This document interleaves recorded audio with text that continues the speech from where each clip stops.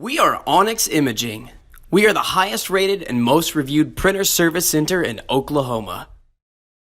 Hey there YouTubers, it's your girl Brett over here at Onyx. Today I'm going to show you how to change your toner cartridge on a Brother L2270dw.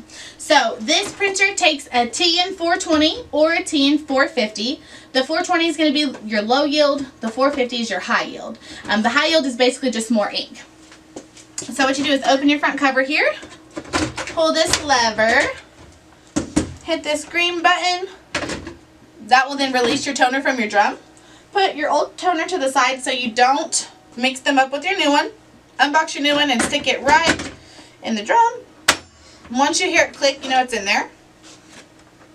And go ahead and insert it in the printer. Your printer should then initialize and you should be good to go. If you're in need of any supplies or quotes, give your girl Brett a call and have a great day. Thank you for watching. If you're interested in how you can receive free labor on all of your service calls, as well as how to qualify for free printer upgrades, contact us today.